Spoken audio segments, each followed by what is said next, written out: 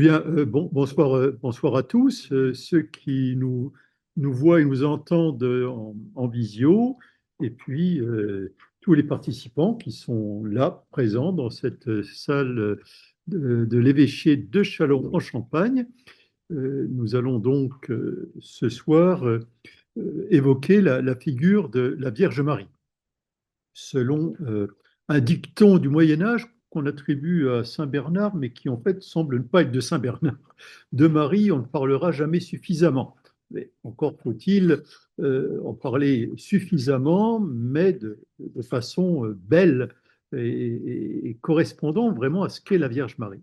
Alors, avant de réactions, je dirais, d'une part, naturellement, des présents dans la salle, comme de ceux qui nous écoutent à distance, avant les deux interventions de Monseigneur Javary et de moi-même, enfin, nous allons nous passer la parole, si je puis dire, nous renvoyer la balle, en nous centrant fondamentalement sur la figure de Marie à travers ce qu'ont dit le Concile Vatican II.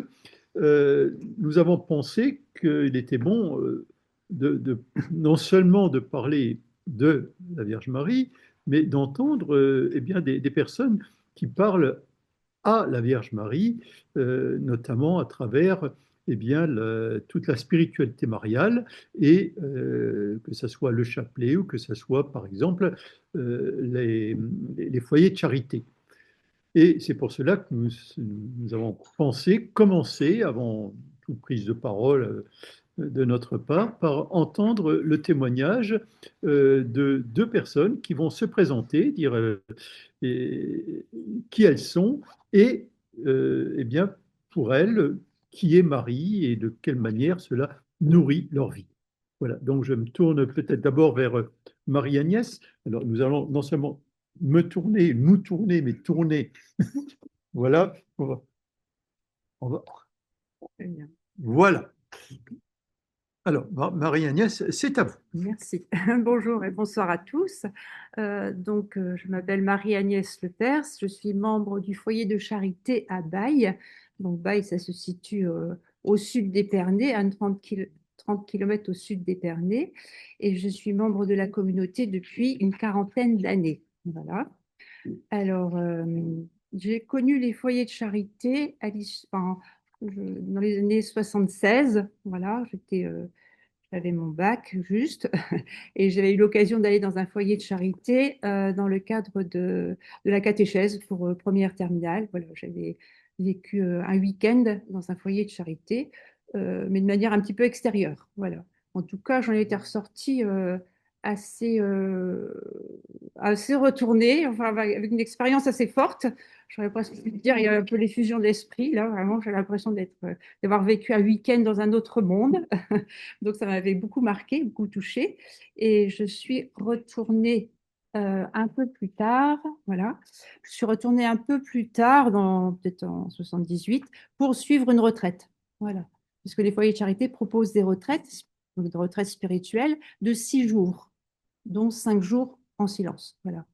Je me suis inscrite à une retraite et à la fin de la retraite, on me propose la consécration à Jésus par les mains de Marie, selon Saint Louis-Marie Grignon de Montfort. Voilà, c'est la première fois que voilà, je connaissais, que j'entendais parler de cette consécration. Euh, elle est assez radicale parce que dans la consécration à Jésus par les mains de Marie, on donne et on confie tout à la Vierge, voilà, en toute confiance. Nos biens matériels, intellectuels, spirituels, voilà. Euh, alors, c'était assez radical, c'est vrai, mais j'ai bien vécu dans le sens où, voilà, a priori, j'ai beaucoup de confiance dans la Sainte Vierge, c'est notre maman du ciel et je n'ai pas de raison d'être voilà, réticente par rapport à tout donner à Marie. Voilà. Euh, alors, cette consécration, elle est proposée, c'est vrai, à chaque fois, dans tous les foyers de charité, on va vous proposer cette consécration. Euh, alors, pourquoi? Je dirais simplement, on a vécu, enfin, pendant une retraite, on vit quelque chose de très fort, voilà, de très fort.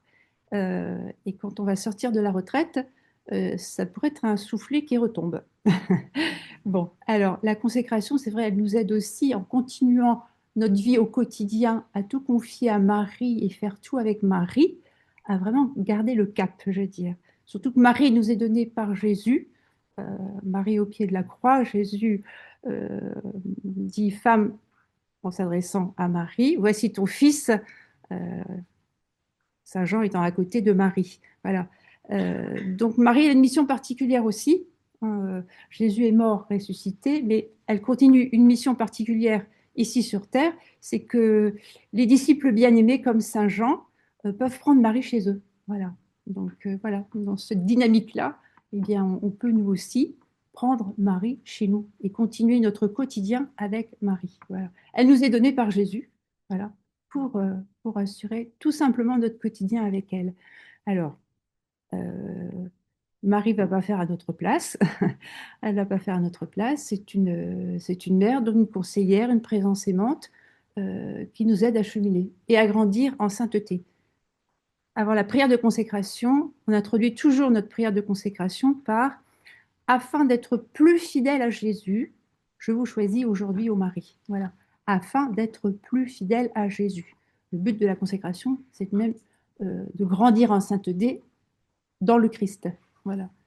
Euh, voilà. Donc, voilà un petit peu le cadre et comment moi j'ai découvert cette consécration et comment je la vis aussi tous les jours. Parce que tous les jours en communauté, on commence notre journée, on peut dire, enfin en tout cas le matin, voilà, on fait cette prière de consécration, on la reprend, on commence comme ceci, je vous choisis aujourd'hui au mari. Donc on l'a fait pour aujourd'hui, mais le lendemain on recommence. Hein. Donc ça veut dire que tous les jours on l'a fait. Voilà. Euh, voilà, c'est vraiment un compagnonnage avec Marie et, et qui est vraiment une valeur sûre, on va dire. Voilà. Voilà. Très bien. Alors, merci beaucoup, Marie-Agnès. Euh, donc voilà un premier témoignage. Il y aura sans doute tout à l'heure des questions, etc. Mais bon, n'oubliez pas de noter éventuellement vos réactions, vos questions sur le fond, sur la forme, naturellement. Mais un témoignage, voilà, c'est votre vie avec Marie dans cette consécration. Alors, nous pouvons maintenant entendre un autre témoignage sous un angle peut-être un peu différent. Voilà, mais vous êtes, je pense, assez proches, non seulement spirituellement, mais même matériellement, puisque je crois que vous avez fait chemin commun pour venir nous Exactement. rencontrer ce soir.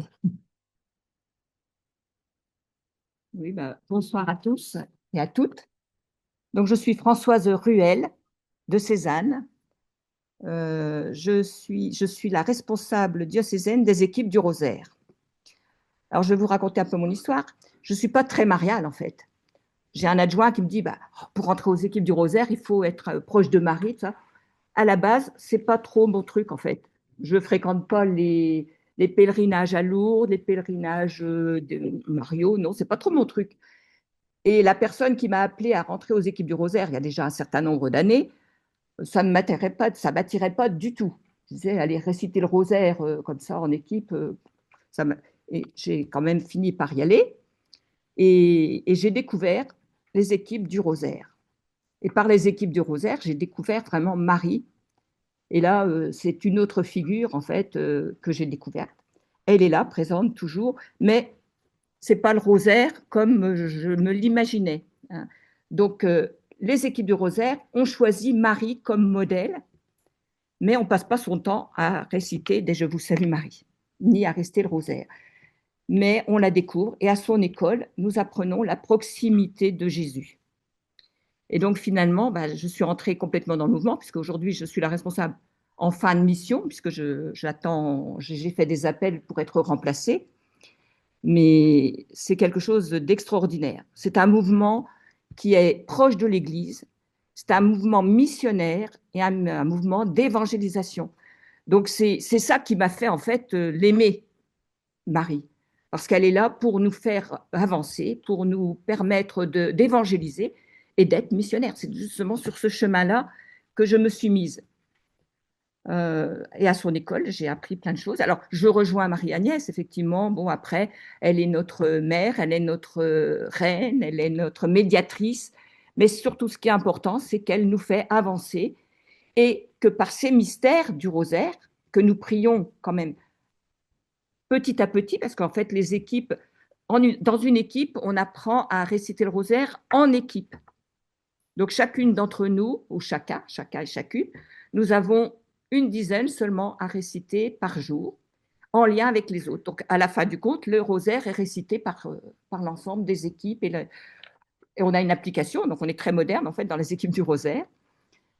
Et donc, pour moi, c'était une richesse. Et aujourd'hui encore, il y a la richesse de l'équipe. Et c'est ensemble que nous prions Marie dans les équipes. Alors, si vous voulez plus de détails, mais j'ai vu qu'il y avait certaines personnes qui sont branchées, là, qui font partie des équipes du rosaire. Oui. Ah oui, Il y a bonsoir. plusieurs centaines de victimes, notamment Bon, donc, qu'est-ce que je peux vous dire de plus? Donc, aujourd'hui, Marie a une grande place dans ma vie. Et la ville de ce village de Saint. Continuez. Je continue. Hein.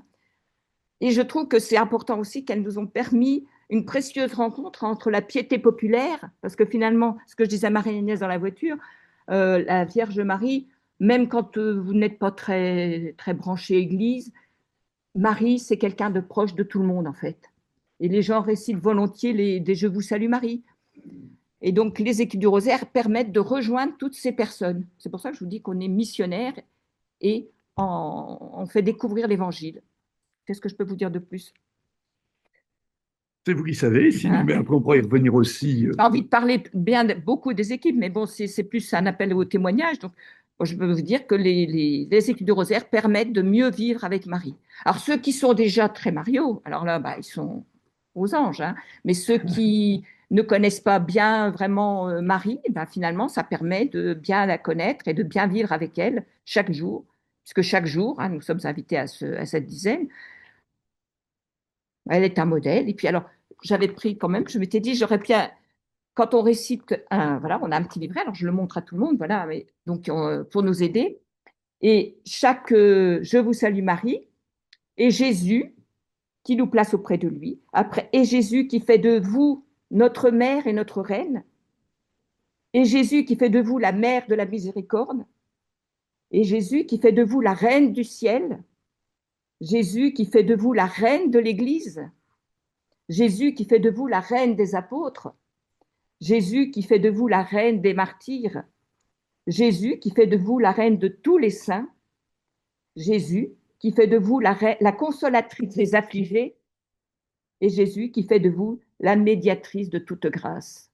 Et donc ça, c'est pour une dizaine concernant le couronnement de Marie. Mais ça, nous l'avons pour chaque mystère. Et donc, c'est merveilleux. Voilà. Merci beaucoup. Alors, j'aurais pu rajouter qui j'étais, parce que je suis mariée. J'ai 5 enfants, 4 qui sont mariés. J'ai 18 petits-enfants. Nous avons avec mon mari. Et nous avons un fils prêtre sur le diocèse. C'est le cadeau. Merci beaucoup. Merci à Marie-Agnès et merci à Françoise. On reviendra sur vos témoignages. Voilà, on propose peut-être sur une demi-heure environ dans notre duo. Vous savez, il y a toujours des grands duos dans l'histoire du cinéma. Il y a Laurel et Hardy, voilà. On ne s'est pas réparti les rôles, voilà, de faire non pas un duo comique, mais j'espère un duo théologique. Pour au fond nous dire, mais voilà, toutes les belles choses que nous venons d'entendre, toutes les belles réalités que nous vivons dans notre relation avec la Vierge Marie, au fond, qu'en dit l'Église? Et comment pourrait-on dire, pourrions-nous relier de manière plus explicite, au fond, notre dévotion, notre amour de la Vierge Marie et la place que l'Église reconnaît, proclame de la Vierge Marie? Et puis j'ai aussi en tête une deuxième chose, c'est que tout le monde ne comprend pas ça. Il y a aussi des gens de bonne volonté, puis parfois de moins bonne, qui peuvent nous interroger, peut-être parfois de manière polémique, en disant, mais vous les catholiques, pourquoi vous priez toujours la Vierge Marie? Pourquoi, voilà. Alors, bien sûr, notre but ce soir n'est pas de faire de la polémique avec qui que ce soit, mais au fond, en intériorisant mieux toutes les bonnes raisons de notre dévotion et de la place que nous donnons à la Vierge Marie, eh bien, tout simplement de pouvoir aussi l'expliquer et peut-être entraîner aussi des personnes qui ne connaissent pas encore le trésor que Jésus nous donne en la Vierge Marie. Alors, je vais dire un petit mot introductif très bref. Alors, en fait, assez curieusement, dans toute l'histoire de l'Église, il y a eu beaucoup d'écrits sur la Vierge Marie. On a cité déjà, par exemple, Saint Bernard, Saint Louis-Marie Grignon de Montfort. Mais paradoxalement, il n'y a jamais eu, jusqu'à récemment, une sorte de synthèse, un peu de ce que l'Église dit, de ce que l'Église veut partager sur le rôle, la place de la Vierge Marie. Et c'est le Concile Vatican II qui va donner une très belle synthèse de ce que l'Église reconnaît, proclame et vit au sujet de la Vierge Marie, dans un texte qui n'est pas centré sur la Vierge Marie, qui est la constitution dogmatique, c'est-à-dire un texte de la plus haute importance, sur l'Église. Le titre latin, certains le connaissent, Lumen Gentium, c'est-à-dire Jésus, lumière du monde. Et c'est dans cette constitution sur le mystère de l'Église que le Concile va parler, c'est au chapitre 8, le dernier chapitre, de la bienheureuse Vierge Marie, je cite, Mère de Dieu, dans le mystère du Christ et de l'Église. Le mystère du Christ, son lien avec le Fils, et le mystère de l'Église, c'est-à-dire ce corps du Christ, voilà, cette Église que Dieu nous donne. Alors, un petit mot sur l'introduction, après un petit mot sur la place de Marie dans l'histoire du salut, et puis Jacques prendra le relais pour approfondir, à la lumière de Lumen Gentium, donc cette constitution sur l'Église, chapitre 8, eh bien, la place de Marie dans l'Église, avec l'Église. Alors, premier point, évidemment, voilà, il y a quelque chose à tenir qui est paradoxal. Voilà le paradoxe. La première chose à dire, c'est que la Vierge Marie est bien sûr l'une d'entre nous. Elle est femme, elle est humaine, elle est 100% humaine. Voilà, nous reconnaissons Jésus-Christ, vrai Dieu et vrai homme. La Vierge Marie, elle est vraiment humaine et vraiment humaine. Donc elle est vraiment l'une d'entre nous.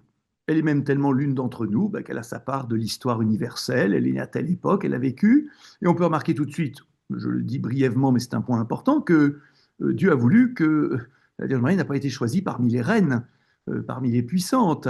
Voilà, c'est une femme humble, voilà, qui a vécu une vie humble et cachée, donc au sein, bien sûr, du peuple juif. Et il était absolument nécessaire, bien sûr, que le Messie, promis par Dieu à Israël, bien évidemment, naisse au sein d'Israël, c'est-à-dire d'une maman juive. Voilà, donc la Vierge Marie, elle a été nourrie, formée par cette foi juive. Et c'est la raison pour laquelle aussi nous aimons à la relier à l'image de Jérusalem, de Sion. Pensez Notre-Dame de Sion. Voilà, donc Marie, vraiment l'une d'entre nous. Et en même temps, c'est sûr qu'elle a reçu de la part de Dieu gratuitement, alors là je cite le Concile, un don exceptionnel de grâce qui la met bien loin au-dessus de toutes les créatures dans le ciel et sur la terre. Ah, alors ça c'est pas banal. À la fois l'une d'entre nous et à la fois par grâce de Dieu au-dessus de toutes les créatures dans le ciel au-dessus des anges et sur la terre au-dessus de nous. Mais au-dessus ne veut pas dire différente. Voilà. Et au fond, voilà, le Concile résume en disant que dans l'Église, la Vierge Marie n'est pas au-dessus de l'Église, la Vierge Marie est dans l'Église, elle est, je cite, un membre suréminent et absolument unique de l'Église. Voilà, donc Marie est à la fois l'une d'entre nous et à la fois ayant reçu par grâce de Dieu bien, des dons exceptionnels qui la situent au-dessus de toutes les créatures dans le ciel et sur la terre, mais bien sûr toujours unie avec nous. Et on le retrouve bien dans notre dévotion à Marie. Marie, c'est notre maman du ciel. Marie, c'est cette femme. Nous connaissons sa vie. Voilà. Donc, à la fois proche et à la fois remplie de tous ces dons de Dieu. Alors maintenant, brièvement, un peu plus rapidement, je vais résumer, toujours selon le Concile, le rôle de la Sainte Vierge, donc dans ce qu'on appelle, c'est un mot savant, l'économie du salut. Alors, ce n'est pas l'économie de la station-service, voilà.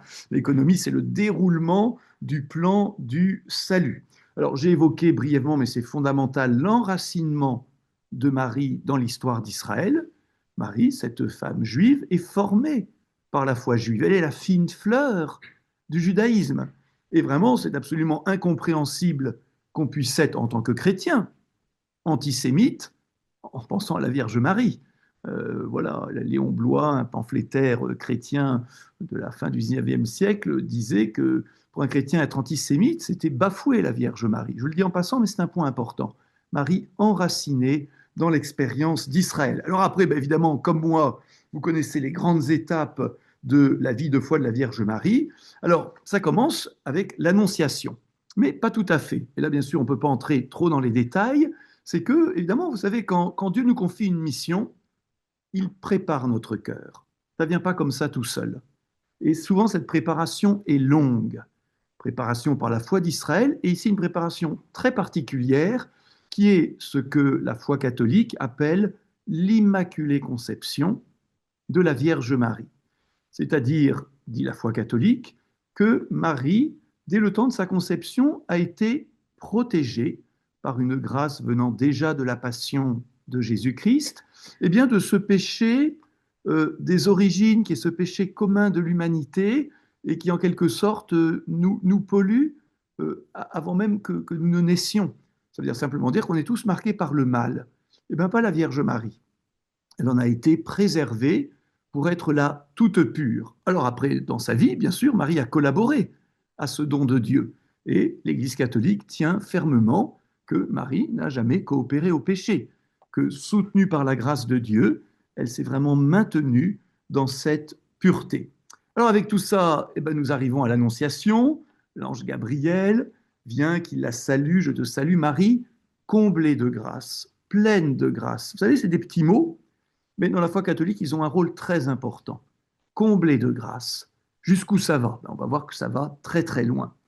Et puis, bien sûr, il y a ce moment très émouvant où, finalement, la venue, la naissance parmi nous du Fils éternel, qui va naître dans le sein de la Vierge Marie, dépend de Marie. Voilà. On pourrait faire un peu de théologie fiction. Cher Père Jacques, je ne sais pas si on a le droit. On peut toujours essayer. Voilà. C'est de la fiction, hein, Alors, pas. qu'est-ce qui se serait passé si Marie avait dit non? Eh ben, on serait bien le bec dans l'eau. Voilà, l'ange Gabriel serait reparti, et puis Dieu dit, c'est bien la peine d'avoir fait tout ce boulot de préparation, tant pis, j'attendrai quoi, peut-être encore 200 ans, 500 ans, 1000 ans. Voilà, donc un peu de théologie fiction, simplement pour dire merci à la Vierge Marie d'avoir dit oui. Je suis la servante du Seigneur, que tout se passe pour moi selon ta parole. Et vous voyez, dans la tradition patristique, on va comparer ce oui de Marie en l'opposant à la désobéissance d'Ève. Voilà, Marie, en quelque sorte, est la nouvelle Ève qui, elle, est restée dans ce oui.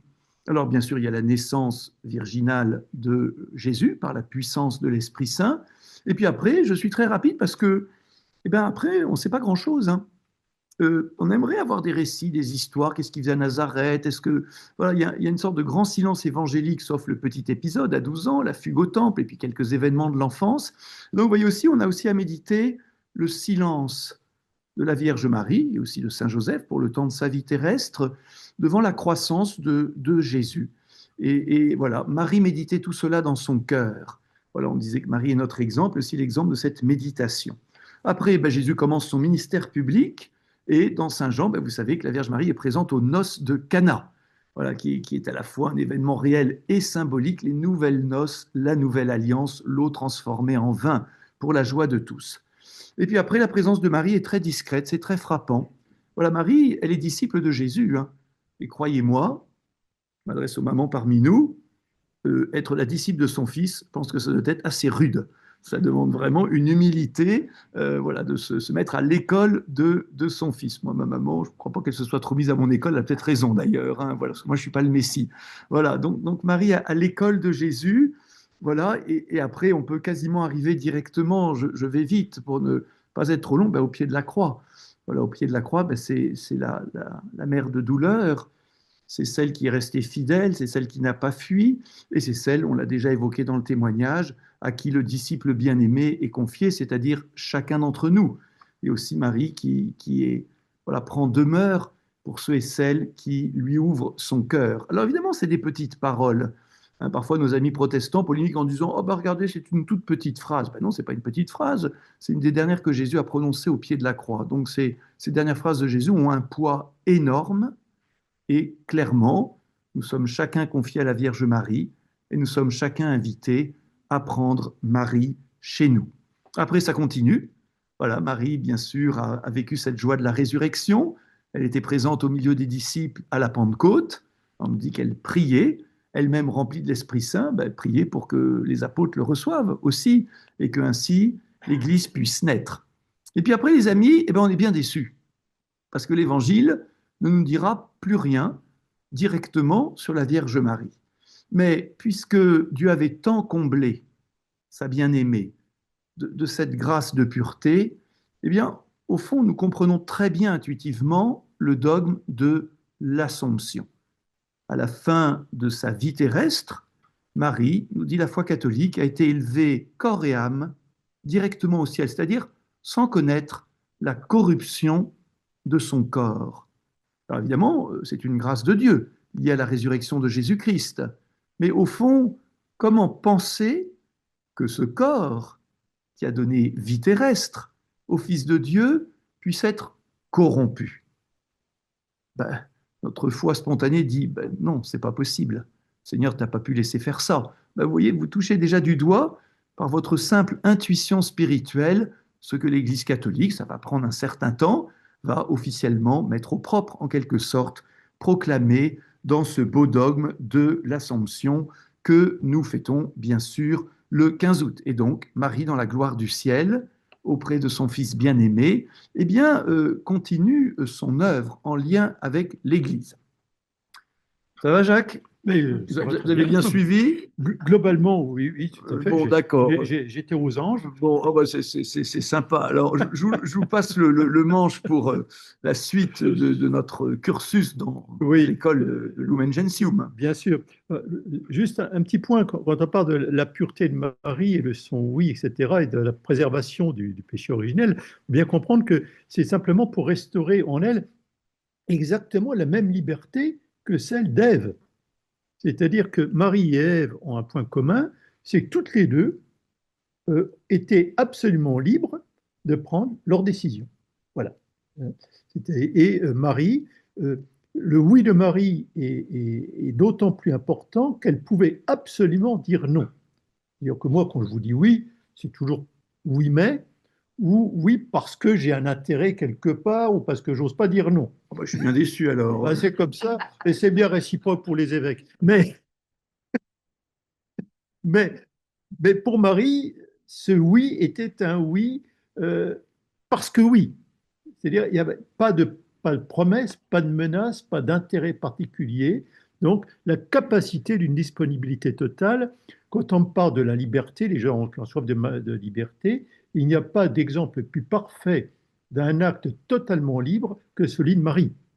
Ah oui, merci. Et c'est cela, c'est un oui pur, voilà, totalement pur. Alors, maintenant, le Concile, lorsqu'il va parler de Marie et de Marie dans l'Église, va repréciser, parce que quelquefois il y a eu des manières de parler de Marie avec tellement d'amour, tellement de vénération dans le cœur, que parfois on en allait sur des envolées poétiques, si je puis dire, jusqu'à pouvoir dire, mais au fait, si on a Marie, avons-nous vraiment besoin de Jésus et de Dieu, quoi? Enfin, grosso modo, ou d'imaginer que bon, Jésus ou Dieu aurait peut-être quand même envie de nous punir, mais que Marie va prendre notre défense, c'est-à-dire d'imaginer, entre guillemets, ce qui se passe au ciel sur le modèle de ce qui se passe peut-être dans les familles, quoi, entre le père qui est un petit peu trop sévère et puis la maman qui va prendre la défense. Et non, la minute, les analogies ne peuvent pas aller jusque-là. Et c'est là où on va rappeler, c'est toujours dans Lumen Gentium, hein, toujours dans le même chapitre, que notre médiateur, celui qui est le lien entre nous et le Père, l'unique médiateur, c'est le Christ. Et on va rappeler que précisément, Marie, comme ça a été dit tout à l'heure, elle est pleine de grâce, c'est-à-dire qu'elle est la première objet de grâce. Et que si elle a pu être protégée des conséquences du péché originel, ce n'est pas par sa propre vertu, c'est bien par la grâce qui lui est faite. Je dirais qu'à la différence de nous, elle a profité de la grâce. Voilà. Elle n'a pas laissé passer l'occasion, puisqu'on lui fait la grâce de la protéger du péché, eh bien, elle n'a pas profité pour dire un oui absolu. Et donc, le Concile dit, attention, la Vierge s'appuie sur la médiation du Christ. Tout ce qu'elle est, elle le tire finalement de la grâce du Seigneur. C'est ça qui va être vraiment important. Et le Concile dit, ah oui, mais elle reçoit totalement la grâce, mais elle coopère. C'est ça. C'est-à-dire que nous pensons, en tout cas, c'est vraiment le cœur de la doctrine catholique, que nous sommes objets de grâce, la grâce est première, mais grâce ou pas grâce, si nous ne coopérons pas, hein, eh bien, ça ne marche pas. C'est-à-dire, voilà, si on ferme les robinets, il peut y avoir tout l'eau du monde, ça ne passe pas. Et donc, pourquoi Marie? Eh bien, par grâce, d'abord. Voilà, tu as été choisi par grâce. Et la réponse à la grâce, eh bien, c'est l'accueil de la grâce, la mettant en œuvre. Et le Concile dira, elle apporte à l'œuvre du Sauveur une coopération absolument sans pareille par son obéissance, je cite, hein, son obéissance, sa foi, son ardente charité, pour que soit rendue aux âmes la vie surnaturelle. Et c'est pourquoi elle est devenue pour nous, dans l'ordre de la grâce, notre mère. Moi, je comprends que quand je veux comprendre ce que doit produire la grâce en nous, ce que nous devons être, je regarde ce que ça a produit dans Marie. Cette simplicité, cette disponibilité, cette fidélité jusqu'au pied de la croix et au-delà, c'est l'œuvre de la grâce et elle est notre mère. J'allais dire, vous savez comment on peut dire notre mère, voilà, on a tous une mère biologique, mais ça ne veut pas dire qu'on prend exemple sur elle. Ça ne veut pas dire que nous sommes ses enfants au sens où nous assumons l'héritage et nous développons les valeurs qu'elle nous transmet. Alors Marie est notre mère en ce sens j'allais dire que nous prenons, nous essayons de prendre exemple sur elle comme nous avons essayé de prendre exemple sur notre mère terrestre. C'est ça l'idée. Et donc c'est pour cela qu'elle est vraiment notre mère, non pas celle qui nous dispense de grandir, je veux dire, pas une mère juive au sens où certains le disent, hein, voilà, ou une maman italienne si vous préférez. En tout cas, voilà, pas quelqu'un qui nous dispense de devenir adulte, de grandir dans la foi, mais quelqu'un qui nous aide, hein, qui nous tient pour qu'on apprenne à marcher. Et voilà, et qui nous encourage. Une maman italienne, ça marche aussi pour les mamans marnaises ou C'est pour certaines mamans marnaises, mais je n'en citerai pas, je ne vais pas me brouiller avec personne. La foi n'empêche pas la prudence. Et donc, voilà. Et donc, ça va être vraiment important pour le Concile de dire, ce n'est pas en tant que reine qu'elle est notre modèle, mais en tant que servante. Voilà. Et la véritable royauté, ben précisément, comme le Christ lui-même nous l'apprendra d'ailleurs, le roi se fait serviteur. Mais là, c'est l'inverse. La servante est proclamée reine. Alors, là encore, c'est le mot reine, roi, on l'utilise, ça a été des mots qui ont été... c'est pas dans la Bible que Marie est la reine, c'est plutôt au Moyen-Âge. Mais au Moyen-Âge, il faut bien comprendre que le roi ou la reine n'est pas celui qui, j'allais dire, qui tyrannise ses sujets dans cette perspective-là, mais celui dont on accepte le règne, comme le règne de Dieu. Voilà. Est-ce que nous acceptons les lois de son royaume? C'est ça. Est-ce que nous acceptons les lois du royaume de Dieu? Si nous acceptons ces lois-là, si nous vivons selon ces lois, alors on peut dire que Marie est notre reine. Voilà. Donc, le Concile rappellera que Marie est la première à bénéficier de la bonté de Dieu et que le médiateur est unique, mais qu'elle est celle qui a coopéré de la manière la plus éminente à la grâce qui a été faite. Alors, il y a eu parfois des questions sur Marie, co-médiatrice, etc. Alors, il faut bien comprendre que d'une certaine manière, là je vais reprendre la théologie thomiste classique, la cause première de tout, c'est Dieu. Mais il agit à travers les causes secondes. Et Marie est la première des causes secondes. Et nous tous, nous sommes quelque part médiateurs de la grâce vis-à-vis de tous ceux qui nous entourent. Et Marie nous apprend cela, hein, à être avec elle médiateur du Christ. Et comme ça a été rappelé tout à l'heure, Marie ne peut que nous tourner vers le Christ. C'est ce qu'elle a fait à Cana, hein. Faites ce qu'il vous dira. Immédiatement, elle nous renvoie au Christ. Voilà. Et bien, je pense que après, nous pouvons nous poser la question. Donc, Marie, on l'a vu, c'est une figure de l'Église. Elle est constitutive de cette spiritualité de l'Église. Maintenant, on peut-être pouvons voir de quelle manière elle est Marie, la servante du Seigneur. Bah oui, tout à fait. Merci, merci. J'ai beaucoup apprécié. Je retiens aussi cette idée de la coopération. En fait, c'est par bonté que Dieu veut nous faire coopérer à son œuvre. Non pas par nécessité, mais voilà, par bonté, par pédagogie. Voilà, je reprends une autre citation. L'unique médiation du Rédempteur, c'est Jésus, bien sûr, n'exclut pas, mais suscite, au contraire, une coopération variée de toutes les créatures. Évidemment, parmi elles, Marie est à la première place dans l'ordre de cette coopération. Mais voilà, Dieu est bon et il veut qu'on travaille avec lui. Il ne veut pas nous sauver sans nous.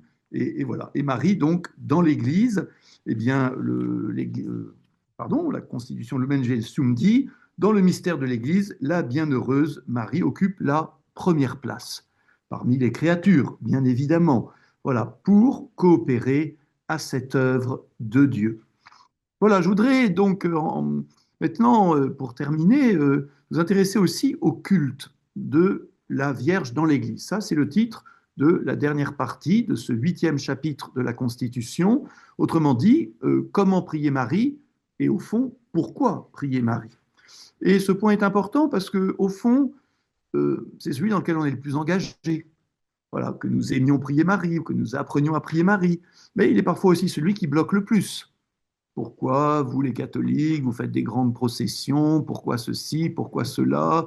Pourquoi semble-t-il vous vous adressez parfois à la Vierge Marie comme si c'était voilà, comme si c'était Dieu? Donc, ce point est intéressant parce qu'il va nous permettre, au fond, de vérifier dans notre expérience, à la fois communautaire et personnelle, et ben, je dirais, notre juste dévotion et amour de la Vierge Marie.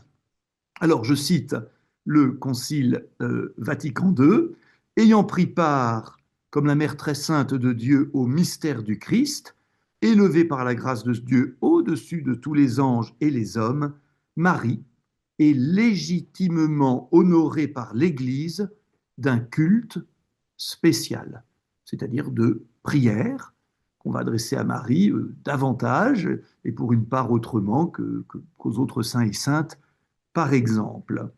Alors, quelles sont ces formes de culte? Voilà, le Concile dit la vénération, l'amour, l'invocation et l'imitation. Alors, je reprends ces 4 termes, ils me paraissent intéressants.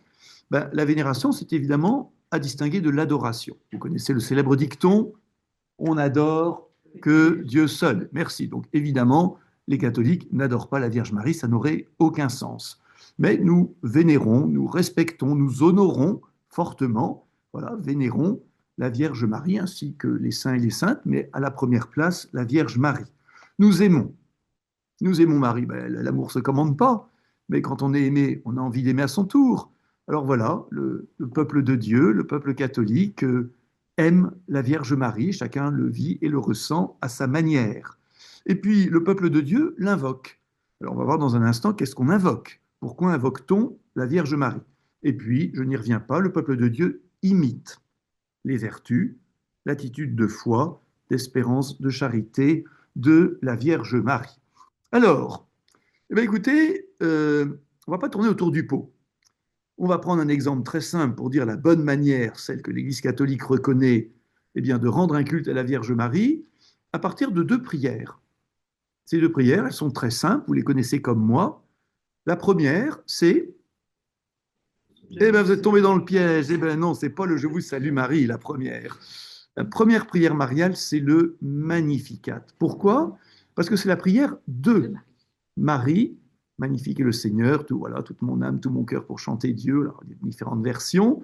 C'est la prière de réponse de la Vierge Marie après l'Annonciation.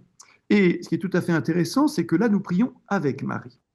Et c'est la prière liturgique.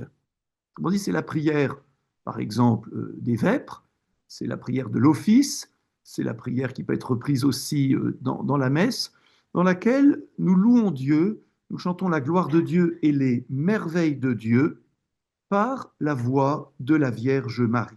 Toutes les générations m'appelleront bienheureuse. Donc, au fond, le premier culte marial ne s'adresse pas à Marie. Le premier culte marial, c'est de prier avec Marie. Et je trouve ça formidable, voilà, de se dire que nous prions avec Marie et que nous chantons avec elle la louange de Dieu. Toutes les générations me diront bienheureuse, car le Tout-Puissant a fait pour moi des merveilles. Deuxième prière, évidemment, vous l'avez cité à juste titre, parmi toutes les très nombreuses prières mariales, le Je vous salue Marie. Alors c'est très intéressant, parce qu'au fond, tout y est contenu. Et moi, il m'est arrivé plus d'une fois, un interlocuteur, par exemple, chrétien protestant, qui me disait, mais pourquoi? Je disais, écoute, voilà, je vais t'expliquer à partir de la prière du Je vous salue Marie. Et bien dans Je vous salue Marie, nous commençons par saluer Marie. Mais qu'est-ce que nous saluons en Marie? Nous saluons l'œuvre de Dieu. Nous ne saluons pas d'abord les qualités personnelles de Marie. Nous saluons en elle l'œuvre de grâce. Je vous salue Marie, comblée de grâce, pleine de grâce. Le Seigneur est avec vous. Et ça, c'est les paroles de l'ange. Donc, nous saluons Marie avec les paroles de l'ange Gabriel. Et après, donc, vous saluez Marie, pleine de grâce, le Seigneur est avec vous. Vous êtes bénie entre toutes les femmes et Jésus, le fruit de vos entrailles, est béni. C'est les paroles de qui? Bravo, il y en a qui suivent. De la cousine d'Élisabeth, lors de cette fameuse rencontre, la visitation.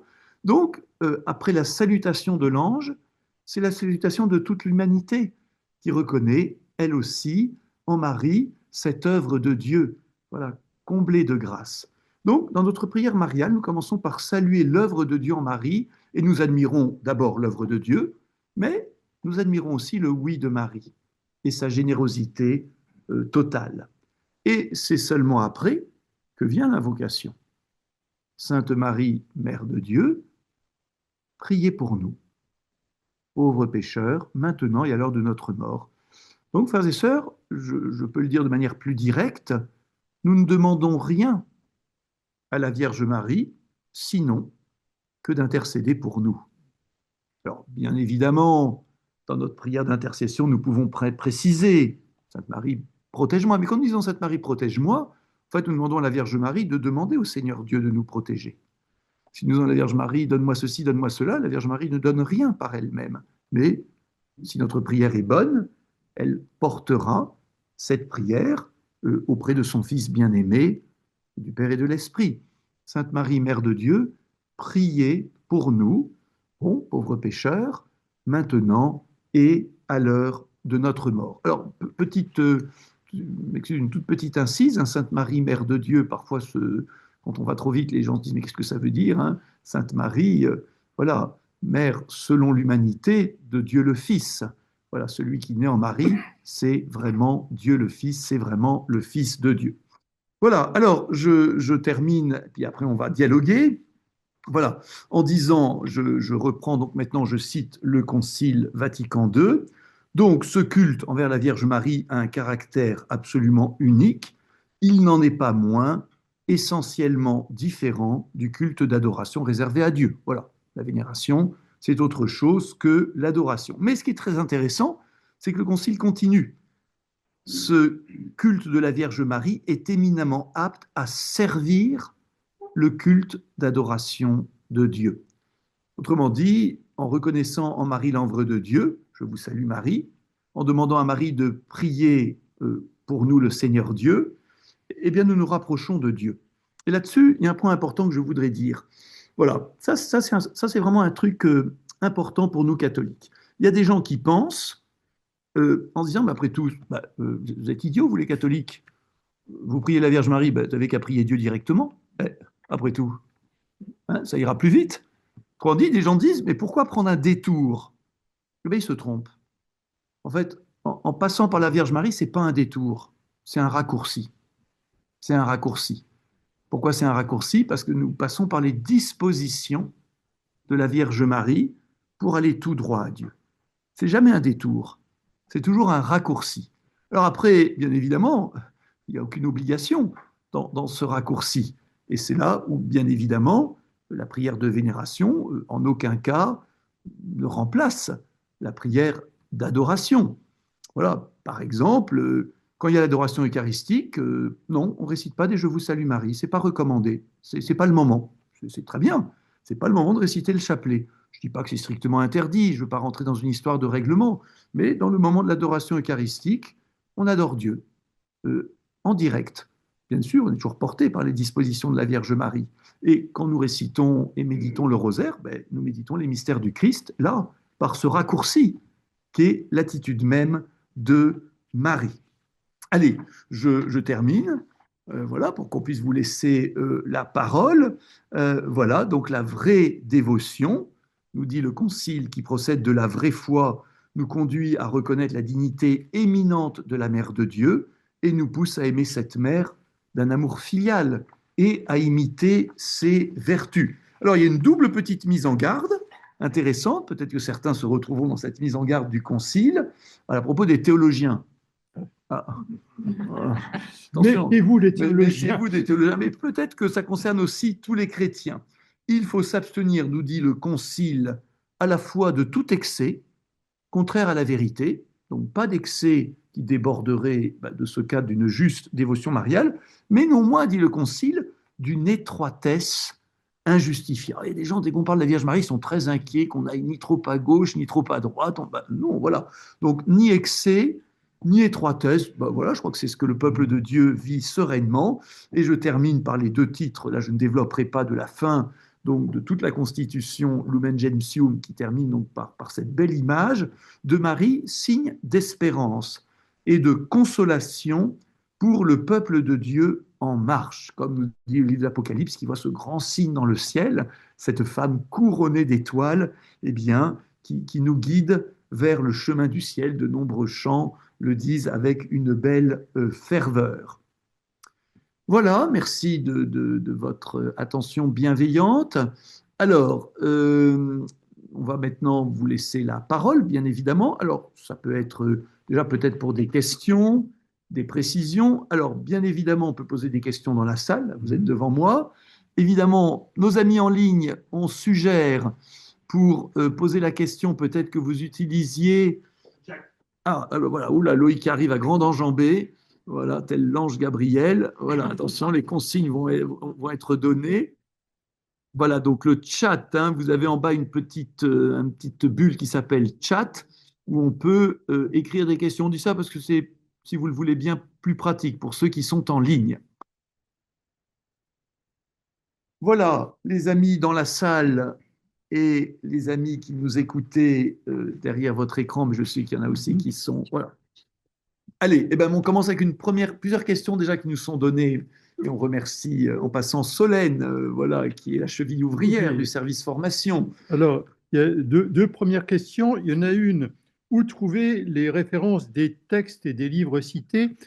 Fondamentalement, si vous cherchez dans Vatican II, Lumen Gentium, vous avez entre autres toutes les références, par exemple des textes bibliques et autres qui parlent de la Vierge Marie. Ensuite, lorsque nous avons cité, nous n'avons pas cité grand-chose d'autre d'ailleurs que la Bible elle-même. Donc, vous avez des indications, d'abord dans le texte du Concile Vatican II, Lumen Gentium, qui vous donnera tout cela. Après, il y a bien d'autres livres sur Marie, mais là, je ne les ai pas en tête comme ça. Alors, l'autre question, je n'y répondrai pas, mais je la passe, je la passe à Françoise. Où se trouvent dans le diocèse les équipes du Rosaire et comment les rejoindre? Alors, les équipes du Rosaire se répartissent sur les 6 espaces missionnaires. Donc, il y en a sur Châlons Nord et Châlons Sud. Pour les rejoindre, il suffit de s'adresser aux paroisses parce que j'ai envoyé pour la réco à chaque paroisse les références. Donc, vous pouvez vous adresser à moi, mais il y a des équipes donc sur Châlons Nord, Châlons Sud. Et il y a ce qu'on appelle des coordinateurs. Donc, pour Châlons Nord, c'est Ghislaine Guillaume et pour Châlons Sud, c'est Marie-Christine Chivot. Sur l'espace Brie, vous avez aussi une coordinatrice, mais comme j'en fais partie, vous pouvez me rejoindre. Mais bon, je ne sais pas s'il y a beaucoup de gens de la Brie qui se sont connectés. Et pour l'espace de c'est l'Argonne. Nous avons Marie-Vonne Renaudet, vous pouvez rejoindre, mais vous adressez aussi aux prêtres sur vos paroisses, et il n'y a aucun problème pour les rejoindre. Et nous en avons aussi, alors j'ai dit l'Argonne, Chalon-Nord, Chalon-Sud. Sur le Pertois, c'est Anne Carpe que vous pouvez joindre, mais pareil, vous pouvez rejoindre les prêtres qui sont au courant. J'ai oublié qui, le Pertois. Alors sur le vignoble, c'est Félix Mécongo, mais pareil, on peut joindre les prêtres qui pourront vous renseigner. J'ai oublié peut-être encore s'il y a quelqu'un d'autre que j'ai oublié, vous me le dites. L'Abri, l'Argonne. Bon, alors, Pertois, on va trouver, hein. Ouais, on va Vous trouver. vous adressez à François. Bah, le mieux, c'est de vous me joindre. Je peux donner mes coordonnées à la fin. On va le mettre sur le chat, on mettra vos coordonnées sur le chat. En tout cas, vous êtes cordialement invités, évidemment, à rejoindre. Voilà, donc la parole est aussi dans la salle. Voilà, c'est des personnes qui nous écoutent en ligne et pour qui le chat est peut-être pas le plus simple. Vous pouvez aussi, je pense, y avoir moyen de lever la main. Il y a une petite interaction qui permet éventuellement de demander à Pas tous, là, hein, voilà, 2 pages. oui, oui. Alors voilà, le chat reste le mieux. Voilà, on vous écoute et puis on redira votre question en direct pour que tout le monde l'entende bien. Il y a tout Alors, cela. plusieurs questions. La Vierge Marie, donc, nous l'avons dit, est juive à l'origine. Il faut synthétiser, hein, parce que Elle a gagné le cœur des chrétiens et elle est très présente aussi dans l'islam. Et donc, ce que j'aurais voulu savoir, c'est comment est-elle représentée dans l'islam et dans quelle mesure elle peut représenter un lien interreligieux dans notre monde. Alors, on va prendre cette première question pour les traiter par ordre. Peut-être peux-tu la redire, Jacques, et puis peut-être. Oui, est-ce que la Vierge Marie peut être un lien, puisqu'elle est juive, qu'elle est évidemment vénérée dans le christianisme et qu'elle est également vénérée, du moins au moins connue et aimée dans l'islam, peut-elle être un lien?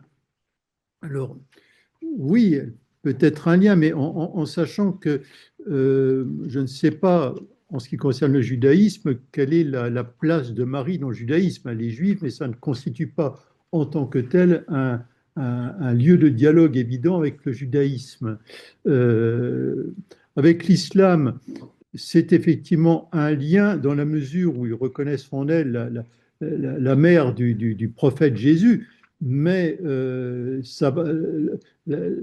on peut dire que nous aimons Marie et que beaucoup de musulmans la vénèrent et la respectent, mais ça ne va pas automatiquement créer les conditions d'un dialogue plus profond que cette reconnaissance de Marie comme quelqu'un de bon et la mère de Jésus dans l'islam. Je ne pense pas que ça puisse aller toujours très très loin, mais on a essayé. Hein. Je me souviens, on a fait même une conférence commune avec des musulmans sur Marie. Tout à fait. Oui, et par exemple, alors je ne saurais pas vous dire exactement en France, mais en région parisienne, c'était assez actif. Eh bien, la fête de l'Annonciation est une fête dans laquelle nos amis musulmans, alors évidemment, ils ne l'apprennent pas dans un sens chrétien, mais comme le récit s'en trouve, évidemment, sous une forme coranique qui n'est pas tout à fait celle de nos récits bibliques, mais enfin quand même, voilà, l'ange Gabriel, voilà, eh bien, c'est une date qui a souvent favorisé des formes de rencontres voilà, chrétiens musulmans. Voilà ce qu'on pourrait ajouter peut-être, mais de fait, oui, Marie est aussi une figure qui déborde, en fait, qui déborde, du catholicisme, parce que, bien sûr, pour prolonger un tout petit peu, il y a une grande vénération de la Vierge Marie, vous le savez, chez nos frères chrétiens orthodoxes, voilà, la toute sainte, la toute pure. Alors, chez nos amis protestants, c'est plus compliqué. Il y en a beaucoup qui aiment la Vierge Marie, mais ils n'ont pas toujours le droit de le dire. Voilà, j'en ai rencontré, moi, quelques-uns. Je dis, voilà, bon, et puis ça progresse un peu. Beaucoup admirent ses qualités, mais sont mal à l'aise avec, on pourrait dire, un peu la dévotion catholique parce qu'ils ne la comprennent pas ou ils ne l'ont pas encore redécouverte. Voilà, et puis ben, vous avez mentionné l'islam, et pour le judaïsme, là, je ne sais pas répondre. Mais pour l'islam, c'est bien parce que il existe un mouvement qui s'appelle Ensemble avec Marie, qui permet quand même au lieu de se taper dessus, on peut se poser, quoi. C'est appréciable quand même. Alors, le père Alain, là, je redis pour tout le monde parce que, Chez les chrétiens catholiques et chez les musulmans. voilà, qu'il y a aussi un mouvement ensemble avec Marie d'amitié et de fraternité, chrétien, musulman. Voilà, donc Marie, trait d'union. Ben voilà, merci à elle. Alors, nous restons ouverts aux questions. Ben, continuez, s'il vous plaît. Eh ben donc, j'ai une deuxième question. C'est un partage qu'on m'a fait donc, à Andecy, donc il n'y a pas longtemps du tout.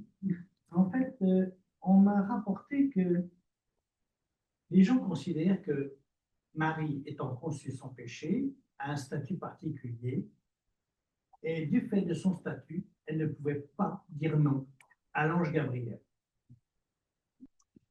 Alors, Jacques va peut-être restituer votre Oui, question et en redonner des éléments. étant conçue sans péché, elle ne pouvait pas dire non.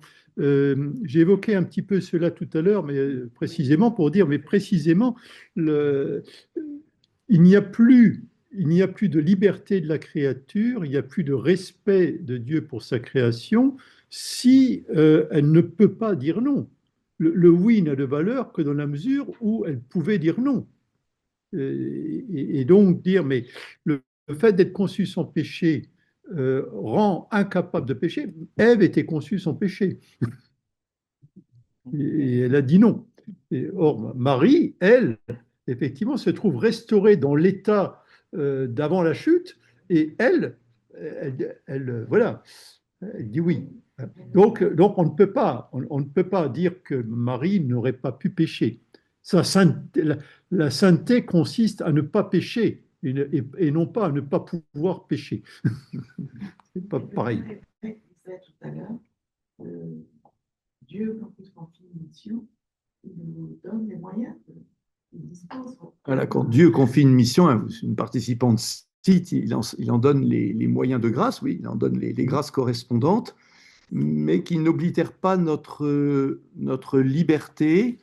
Je peux donner un peu un autre exemple biblique. On est toujours surpris quand on y pense. Jésus lui-même, bien sûr, n'a pas cédé au péché, mais il a bien été tenté. Et réellement, autrement dit, la liberté s'exerce aussi parce que, j'espère que vous nous suivez toujours en ligne, nous avons une chose un peu intrigante. Voilà. Ah voilà, excusez-moi, je reprends l'écran. Voilà, être tenté manifeste notre liberté. Alors évidemment, pour aller dans le sens de cette question, oui, bien sûr, la Vierge Marie avait une grâce particulière, c'est qu'elle n'avait pas, vous voyez, cette sorte d'inclination au mal que nous avons par le péché des origines. Alors, cette histoire paraît toujours un petit peu étrange, on va prendre une comparaison très simple. Si vous êtes un petit bébé, mais que vous naissez dans un foyer où papa et maman fument, avant même d'avoir fumé une cigarette, vous avez déjà vos poumons encrassés. Et idem si vos parents sont alcooliques ou boivent beaucoup d'alcool. Vous avez déjà, sans l'avoir voulu, et pas du tout par votre faute, une inclination vers, par exemple, l'alcool ou éventuellement une addiction, alors que vous y êtes pour rien. Voilà, eh bien, Marie, elle a été, par une grâce prévenante de Dieu, préservée de cette sorte de pollution, pourrait-on dire, du péché de l'humanité, qui est une vraie pollution tout aussi réelle que l'air que nous respirons s'il est pollué. Et pourtant, vous n'y êtes pour rien dans un premier temps. Après, quand vous êtes adulte, éventuellement, vous participez ou pas à ce péché. Voilà, donc la liberté de la Vierge Marie est entière. C'est ce qui fait aussi, évidemment, sa vertu. Voilà. C'est-à-dire qu'il faudrait, par amour de la Vierge Marie, j'allais dire, la transformer, la désincarner. Voilà, il ne faudrait pas, pour mieux la respecter, en faire quelqu'un qui complètement incapable d'exercer sa propre liberté et qui ne serait que le réceptacle de l'Esprit Saint sans aucun acte de volonté de sa part. Marie est pleinement humaine, avec ce que ça peut vouloir dire voilà, éventuellement comme tentation. Marie n'est pas une marionnette. Non. Voilà. Même pour faire des choses aussi formidables que d'accueillir le Fils de Dieu. Alors, il y a une main qui s'est levée. Alors maintenant, ce qu'il faut, c'est qu'on arrive à... C'est Loïc, c'est moi qui reprends la parole. Une question sur le chat qui est arrivée. Est-il possible de revenir sur la phrase Sainte Marie, Mère de Dieu, du Je vous salue Marie, s'il vous plaît, en disant Sainte Marie, Mère de Dieu, est-ce que l'on fait allusion à Dieu le Père dans sa divinité ou est-ce uniquement Dieu le Fils, égal donc Jésus? Merci beaucoup pour votre aide. Voilà, donc dans cette expression, Marie, Mère de Dieu, a été l'objet d'un grand débat théologique au 5e siècle, hein, pour simplifier, voilà, au concile d'Éphèse, voilà, où certains disaient non, il ne faut pas dire ça, il faut dire simplement Marie, Mère de Jésus, Marie, Mère du Christ. Voilà, or l'expression Sainte Marie, Mère de Dieu, ne vise pas Dieu le Père, elle vise clairement le Fils, mais le Fils égal au Père, le Fils consubstantiel au Père, c'est-à-dire lumière né de la lumière, vrai Dieu né du vrai Dieu, c'est-à-dire égal en divinité. Donc Sainte Marie, mère humaine, mère selon l'humanité, c'est-à-dire qui a donné une naissance terrestre à Dieu le Fils. Voilà, donc non, ici le mot Dieu ne se réfère pas au Père, ça n'aurait aucun sens d'ailleurs, bien évidemment, mais se réfère à Dieu le Fils. Mais cette expression est importante, demande à être bien comprise. Par exemple, nos amis musulmans n'y ont rien compris, voilà, et imaginent des choses tout à fait fausses. Donc parfois, il faut savoir expliquer simplement cette expression importante. Pourquoi? Parce qu'elle dit que celui qui, après l'annonciation de l'ange et le oui de Marie, par la puissance de l'Esprit, est en train de croître dans le ventre de Marie, eh bien, c'est le Fils de Dieu, en train de devenir homme. C'est pas plus tard, c'est pas autrement, vous voyez. Donc là, il y a une question en fait très fondamentale sur Jésus-Christ lui-même, vrai Dieu et vrai homme, dès sa conception dans le sein de la Vierge Marie, en ce sens que nous honorons du titre de Mère de Dieu, Dieu le Fils, Mère humaine de Dieu le Fils. Oui, alors effectivement, la confusion pourrait venir le concile ne visait pas à préciser des choses sur la Vierge Marie, il ne s'agissait pas de traiter de la Vierge Marie, mais de traiter des divinités du Christ. Et c'est bien dans ce cadre-là, en voulant rappeler qui est Jésus de Nazareth pour nous, que l'on va parler de Marie, Mère de Dieu, et non pas pour se dire au fait qui est Marie. La question ne posait pas du tout sur Marie, et on a complètement oublié ça au fil du temps, pour s'émerveiller de ce que Marie soit la mère de Dieu. Mais ce n'était pas le problème. C'était de s'émerveiller que Jésus de Nazareth soit le vrai Dieu. Et donc, il faut bien préciser, mettre les choses au bon ordre. L'incarnation, c'est important quand même. Oui, plutôt, oui. Oui. Le Père Alex nous rappelle, pour ceux qui nous écoutent, que l'incarnation, c'est plutôt important. Voilà, je voudrais dire un petit mot là-dessus d'ailleurs. Alors, voilà, il faut aussi que nous, catholiques, enfin, soyons attentifs à cette réalité. Il ne faudrait pas que notre dévotion tout à fait juste et bonne et vivifiante envers la Vierge Marie, en quelque sorte, dessèche ou amoindrisse notre dévotion envers Jésus-Christ, vrai Dieu et vrai homme. Je cite quelqu'un qui un jour me dit, moi je préfère prier la Vierge Marie parce qu'au moins je suis sûr qu'elle est vraiment humaine. Ah non, ça c'est pas une bonne remarque. Parce qu'en disant ça à cette personne qui avait toutes les bonnes intentions du monde, se disait en fait, Jésus-Christ, il est tellement Dieu qu'il est peut-être plus vraiment autant homme que... Voilà. Et donc du coup, je m'adresse à Marie. Voilà, parce qu'elle au moins... Voilà. Alors vous voyez bien, ce serait une petite... Alors, bien sûr, notre dévotion envers Marie nous tourne vers Jésus-Christ, vrai Dieu et vrai homme. Voilà, c'est le raccourci que j'évoquais, mais ce serait une mauvaise direction que, pour dire les choses un peu brutalement, de penser que Marie nous comprendrait mieux que Jésus. Non. Non, frères et sœurs. Jésus-Christ, vrai Dieu et vrai homme, a partagé entièrement toute notre vie humaine. Et tout en étant vrai Dieu, il était tout autant vrai homme. Donc nous ne nous adressons pas à Marie parce que Jésus, lui, ne comprendrait pas bien ce qu'on a à lui dire. Ça, ce serait, vous voyez, un petit peu une fausse piste. Voilà, c'est pour de meilleures raisons que nous invoquons la Vierge Marie, justement, pour qu'elle nous rapproche de son Fils, reconnu vrai Dieu et vrai homme, c'est-à-dire qui a partagé tout de notre vie humaine également. Voilà, petite parenthèse, mais pas tout à fait une parenthèse, sur ces questions et de sensibilité un peu et de notre regard sur Marie nous conduisant à Jésus et non pas en quelque sorte excusez-moi de la formule qui est fausse évidemment, mais en remplacement en quelque sorte de notre dévotion envers Jésus-Christ, vrai Dieu et vrai homme. Nous comptons accueillir des questions, peut-être des... Je voudrais faire une remarque. Oui, pardon. Une question. J'ai pensé à la première d'hérésie, demander si Jésus était totalement Dieu ou totalement, voilà, est-ce qu'il était moitié l'un, moitié l'autre, est-ce que sa divinité a été tardive ou dès le début. C'est vraiment, et on en revient sur le titre de la conférence, c'est ça. Comment guider Marie et comment penser Marie et parler d'elle dans le bon sens, en fait. Alors, je voudrais intervenir un peu en tant que théologien, si je puis dire, puisqu'on a vu ce qu'il en était des théologiens. Il y a deux façons de parler. Et en théologie, on le fait de temps en temps. Il y a, lorsque je fais de la théologie dogmatique, entre guillemets, là, on analyse les choses de façon très carrée, très, entre guillemets, très mathématique. Enfin, c'est un peu ingrat. Et puis, il y a une autre façon de parler. Il y a la façon de parler des amoureux, qui est une façon de parler toute poétique, toute pleine de métaphores, d'images, etc. Et ce n'est pas du tout la même chose. Et alors, quand on se met à parler à Marie, notamment au Moyen-Âge, etc., mais c'est des poèmes d'amour, etc., alors c'est tout un tas d'images qui, si on essaie de les traduire, là, dans ma théologie dogmatique, là, d'analyse, sont complètement aberrantes. Donc, de temps en temps, c'est le problème de dire, attention, ça, c'est une image qui dit quoi? Qui dit notre affection, notre admiration, etc. Mais ça ne veut pas dire que c'est exactement comme ça. C'est comme quand je prends dans la Bible, alors là c'est biblique, hein, pour les protestants qui aiment la Bible, je cite, Jérusalem, comme un jeune homme épouse une vierge, tes fils t'épouseront. Eh bien, qu'est-ce que ça veut dire? Rien.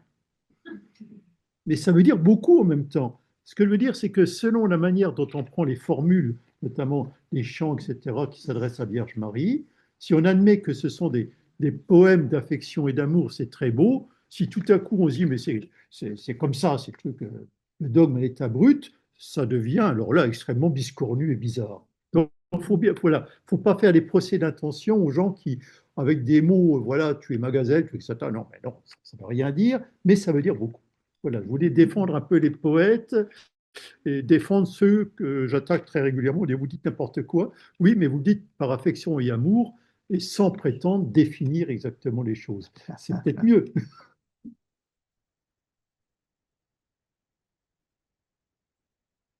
Voilà, nous continuons à faire circuler peut-être la parole pour des questions ou des remarques. Alors, ça peut être bien sûr dans la salle devant nous, mais peut-être aussi par le chat. Voilà, peut-être dire aussi un mot, parce que là, c'est un sujet évidemment souvent délicat.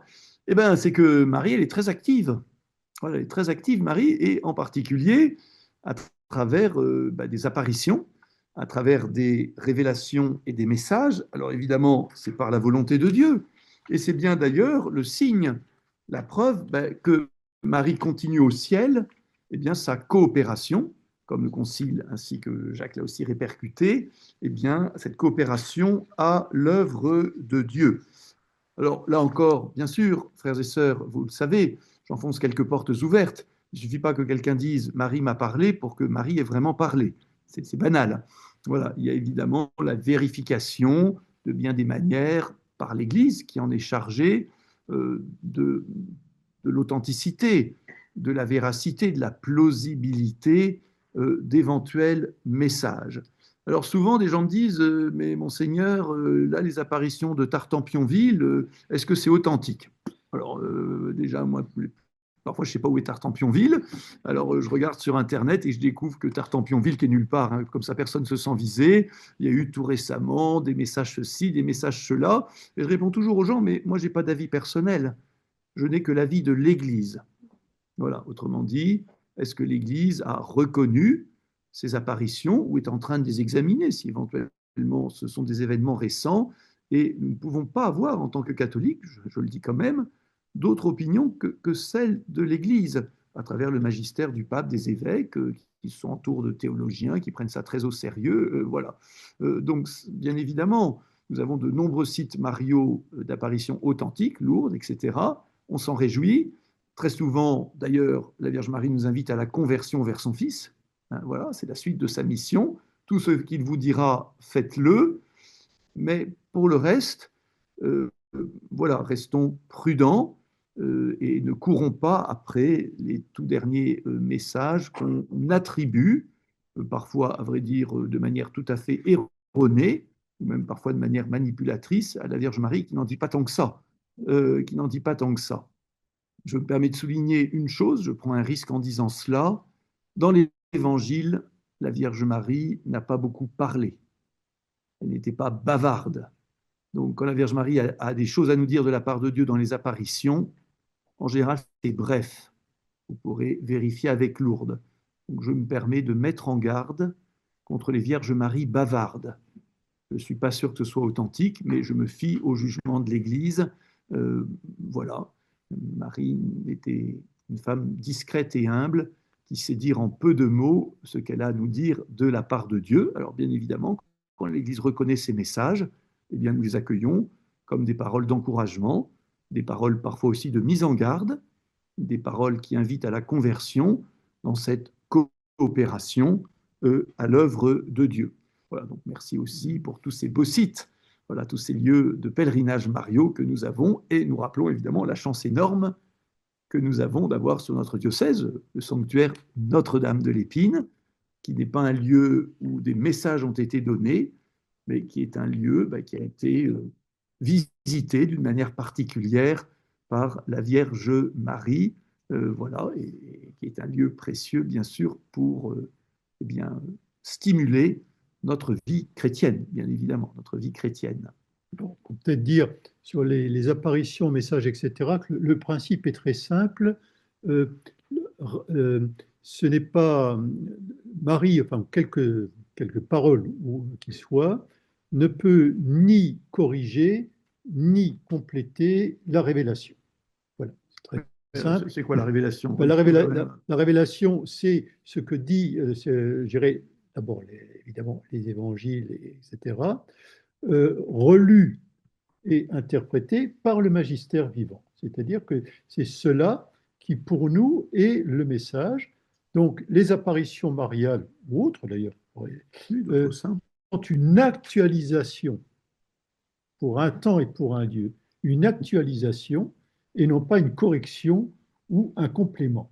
Voilà, c'est-à-dire Jésus est parti trop vite, il a oublié de dire des choses, zut, on va compléter. Non, ça ne marche pas comme ça. Exactement.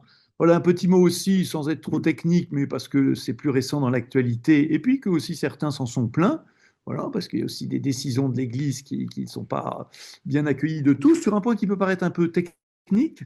Voilà une note, on y a déjà fait allusion, du 4 novembre 2025, de la Congrégation pour la doctrine de la foi, bien sûr approuvée par le pape, voilà, sur Mater Populi Fidelis, c'est-à-dire sur certains titres mariaux, dans lequel eh bien, la congrégation dit que le titre de co-rédemptrice n'est pas un titre heureux, parce que en fait, il n'éclaire pas beaucoup la foi catholique. Et déjà, le pape Benoît XVI, Joseph Ratzinger, nous avait rappelé que cette formule co est en fait pas claire. Voilà, par exemple, je suis co-responsable avec le Père Jacques de cette soirée, nous sommes à égalité l'un et l'autre, co-acteurs, co-responsables. Eh ben, Marie n'est pas co-rédemptrice comme si elle était à égalité rédemptrice avec le Christ. Alors évidemment, si je prends une autre image et je dis, tiens, on est dans la voiture, je tiens le volant puisque je suis l'évêque, et que Jacques est mon copilote, là c'est un co qui n'est pas un vrai co, c'est un demi-co. Voilà, donc là on pourrait dire que dans ce sens-là, peut-être co-rédemptrice, mais vous voyez, du coup on est obligé de faire des précisions, des indications, de dire, voilà, donc certains termes, le mieux c'est de ne pas les utiliser s'ils ne sont pas éclairants. Voilà, Marie coopère à l'œuvre de rédemption accomplie par le seul Jésus-Christ. Voilà, c'est au fond plus clair que ce terme de co-rédemptrice. Alors Loïc a levé la main pour nous faire part d'une question, d'une remarque de à travers le chat, cher Loïc. Une question, monseigneur. Dans mon parcours, comme chez beaucoup de convertis, le Christ vient d'abord, l'Église ensuite et la Vierge en dernier, souvent longtemps après le baptême ou confirmation. Comment l'Église accompagne-t-elle ce cheminement et comment faire entendre que la dévotion mariale n'est pas un supplément ajouté à la foi? Très bonne question. Je tente une réponse et Jacques pourra compléter. Eh bien oui, c'est bien. Il y a un ordre dans les vérités de la foi. Il y a un ordre dans les vérités de la foi. Et je fais même remarquer que certains catéchumènes commencent par en fait être intrigués par le mystère de Dieu. Pas forcément tout de suite, même par Jésus. Ils vont découvrir que nul ne va vers le Père sans passer par moi, dit Jésus.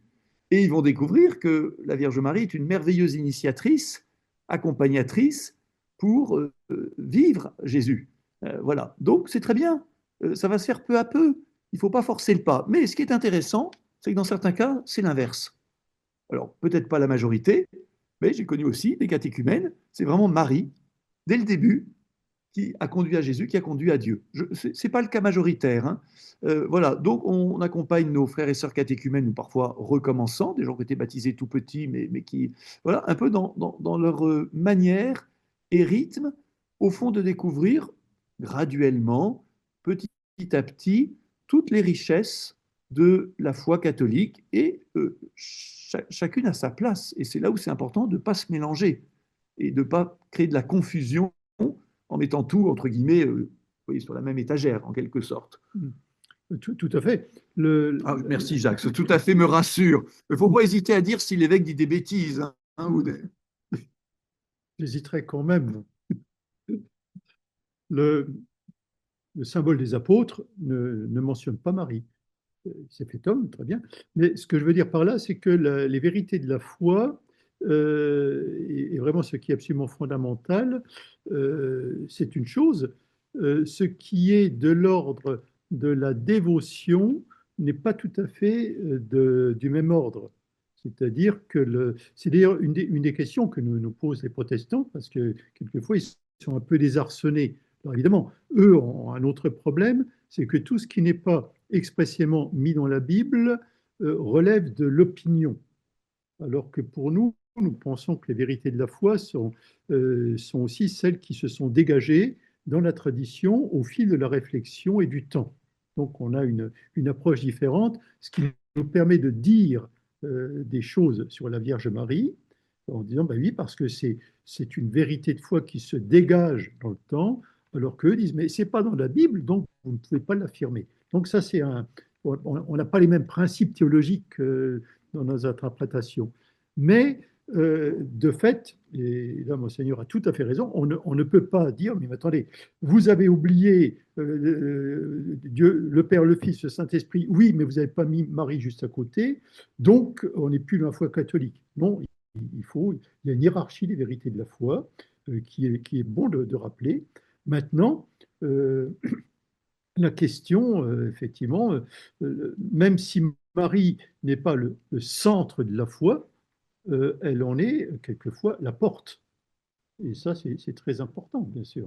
Bien sûr, hein, la vénération de la Vierge Marie n'est pas une option dans la foi catholique, c'est quelque chose qu'on découvre au fur et à mesure. Voilà.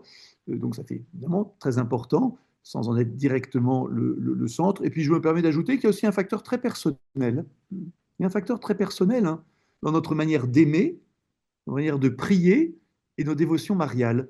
Et c'est légitime. Il y a des gens, ils adorent, c'est pas la bonne forme, ils aiment beaucoup. Par exemple, la prière du chapelet, c'est vraiment une prière qui les porte vers le Christ. D'autres, ça les barbe. Vous voulez, peut-être ils n'ont pas encore découvert, c'est possible. Mais ça fait partie aussi, jusqu'à un certain point, de certaines options. Ce qui n'est pas optionnel, c'est de dire, ah non, moi je ne veux pas de la Vierge Marie. Ben non, puisqu'elle nous est donnée par Jésus. Mais la manière de la prier, la manière il y a de grandes variétés. Et il faut aussi respecter cette variété qui est légitime à l'intérieur, bien sûr, d'une théologie catholique qui nous dit, ainsi que nous l'avons vu dans la constitution Lumen Gentium, la place que Dieu a donné, a voulu donner à la Vierge Marie dans la coopération à l'œuvre du salut. Et ça, bien sûr, c'est pas... Loïc a peut-être une question, ça sera peut-être une de nos dernières questions. Une question de Jérôme. Est-ce que le fait de prier la Vierge Marie peut aider à ce que notre prière soit exaucée plus rapidement que si nous adressions uniquement à Jésus? Eh bien, c'est une très bonne question. Alors, du coup, je la laisse à Jacques, hein. C'est pas écrit la poste. Non, pour être exaucé plus rapidement, alors très honnêtement, non. D'abord, la question de la façon dont nos prières sont exaucées, elles sont exaucées selon la liberté de Dieu, qui est le juge de la valeur de nos prières et de la manière dont il les exauce. Ça, c'est très clair.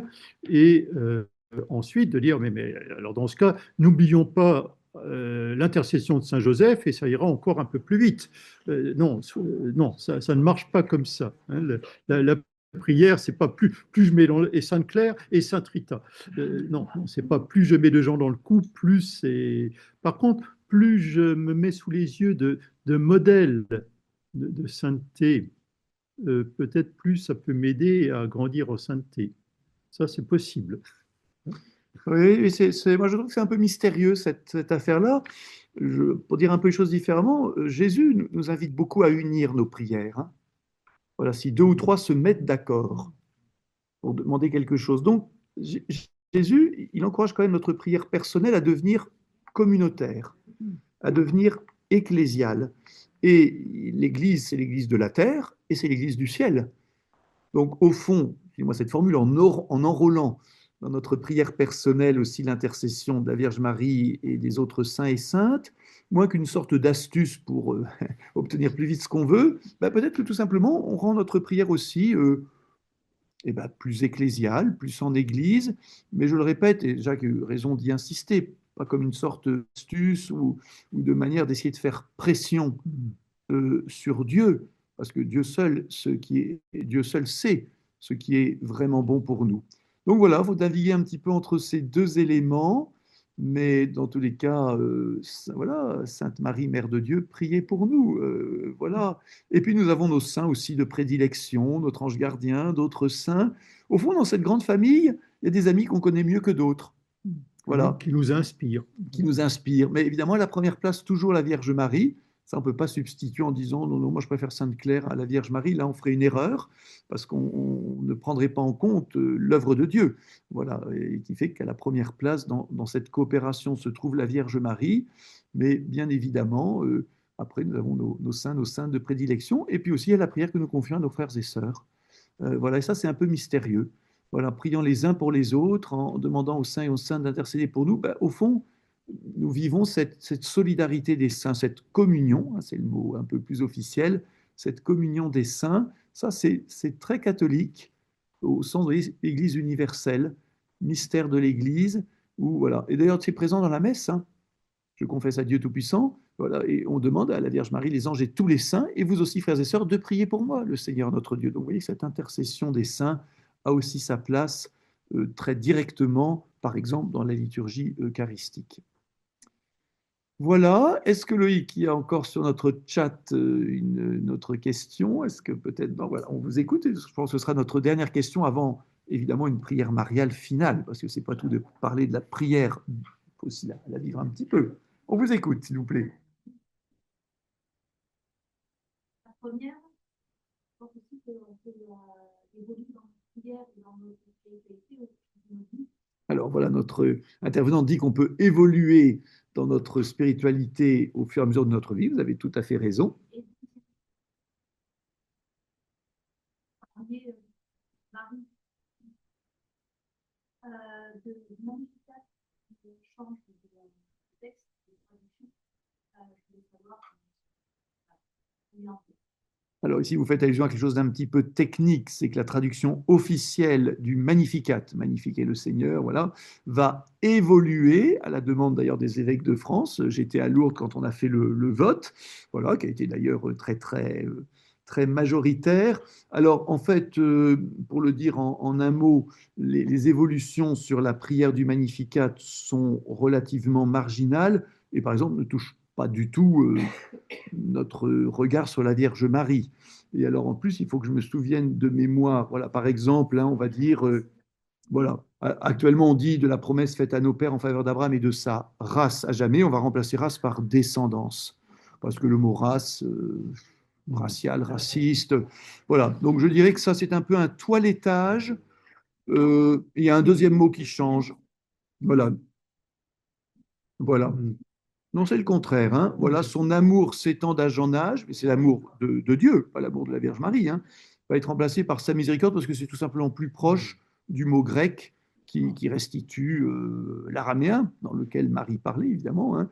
Voilà, donc merci de votre question. Simplement dire que on va bientôt avoir arrivé l'officialisation de ce toilettage du Magnificat, en tout cas, n'a pas de rapport direct avec notre manière de prier Marie ou de prier avec elle. Mais c'est comme toujours aussi le jeu de la traduction.